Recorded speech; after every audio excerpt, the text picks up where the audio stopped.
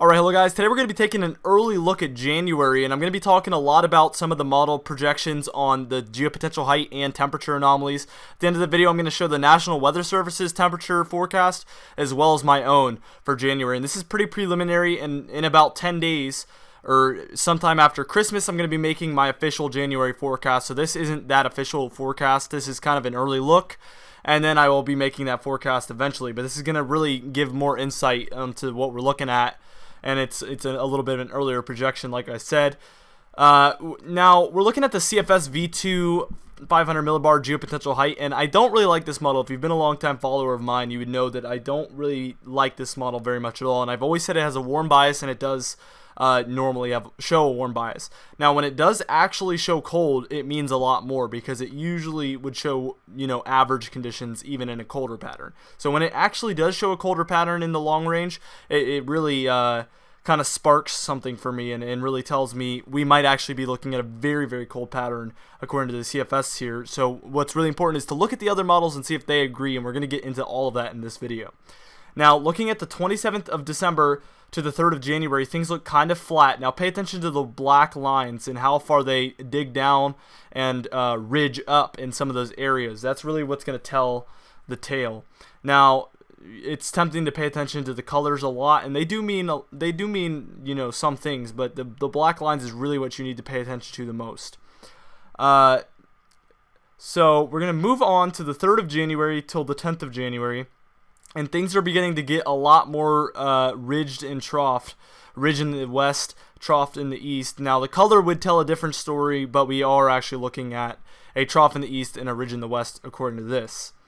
Now, this is the 10th to the 17th, and it's looking even better and better as we move on. The middle of January looks really good as of right now. As you can see right here, those blue temperatures over there projecting below average geopotential height.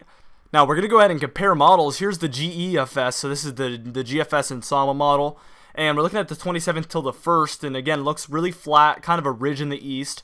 And then we move on to the 31st till the 5th, and we kind of start to see that trough in the east, ridge in the west, so this agrees. Then we see our GEPS, which is the Canadian Ensemble model, and this has a trough from the 31st to the 5th of January as well. These models don't go out any further than that, so that's why I don't go out any further than that. Now we're going to look at the CFS V2 mean 2-meter temperature anomalies. So blue means colder than average, red means warmer than average, and this is on a 7-day average. So this is going to be like kind of your weekly forecast for these time frames. Now you can see from the 27th till the 3rd looks really warm in the east, like we're going to be seeing from now till about the 3rd of January. Really cold in that four-corner area down there, California, Nevada, Utah, Colorado, Arizona, New Mexico. All those areas look below average. Now, that warm is sticking over the northern and eastern United States. We move on to the 3rd and the 10th, and this is when something big starts to happen, guys. We start to see that cold start to show up on the eastern coast of the United States. Now, this usually doesn't ever show cold anywhere in the United States in the long range. This model does not do that very commonly. So it means a lot. And as I move on to the 10th to the 17th, you can see it expands even further, and now we're seeing cold in a lot of areas. And believe it or not, it expands even further from the 17th to the 24th, where now the entire eastern coast of the United States is covered in blue. And here's the overall look for January according to the CFS, and it looks really cold for the eastern seaboard. Very surprising. Very warm for the northern United States. I think that will be a little bit further west than this is showing, and maybe a little bit colder than that. Now we're going to look at the EPS model, which is the European Ensemble model. Again, looking at the 25th through the 1st of January, looking really warm in the eastern United States, really cold in the western United States, particularly the four corner states, Nevada and California. Now we're going to move on to the 1st of January till the 8th, and we see that cold start to shift, and it's average at warmest on the east coast or the eastern United States.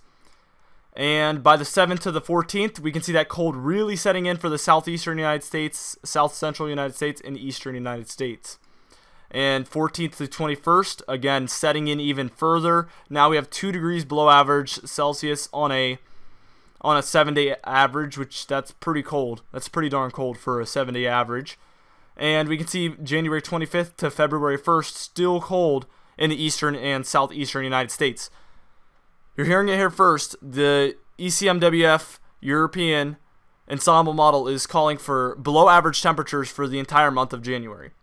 I don't think that'll be the case, but it is showing below average temperatures for the eastern United States for the entire month of January. Now, here's the National Weather Service's temperature forecast for the month of January, and I really agree with this one. Now, I typically never agree with NOAA's monthly outlooks. This one looks really good to me. Warmer in the western United States, and particularly in that northwestern United States. I would move that a little bit further east. I think that's going to be right over Idaho, Montana, and the Dakotas. Maybe not all of the Dakotas, but the very western portions of the Dakotas. And then with the cold, I would extend that lowest shade of blue just a little bit further into those Gulf states and to take over a lot of the Northeast as well, according to the model guidance we've just seen. Here's my forecast, so you can kind of see what I'm thinking. And it's really similar. Again, I agree, so it really ended up looking very similar. I did make my forecast before I even saw theirs, so just in case you were wondering. But that orange is my above average temperature. And again, by the time I'm making my actual official January forecast, I'll likely bring some of the darker shades in just to show you where I really think that the temperatures are going to set up. But we're 10 days early, so it's a little bit less confidence. So I'm going to keep the shades lighter, and this will likely change a little bit in the next 10 days when I make my official forecast. But for Montana, Idaho, North Dakota, looking like above average temperatures and a pretty good chance of above average temperatures for the entire western half of the United States. Now, in that light blue area, you're looking at a pretty good chance at below average temperatures or very slightly below average or right near average. And in that medium shade of blue, that's where I expect the coldest temperatures to set up. We saw a lot of those models projecting to the really extreme east coast of the United States being below average with kind of more average as you go inland. And then also later on in the runs, we would see it kind of pull down into the south. And I think that those areas are the areas that will be coldest the longest. But really a lot of areas in this lightest shade of blue will see very cold temperatures at some point. Anyway, guys, I hope you enjoyed this early look. Let me know if you want more videos like this one, kind of like long-range forecasts. I've kind of turned into more of a short-range forecaster. But if you guys want more long-range forecasts, make sure to like the video and comment and let me know that you do actually want me to do that.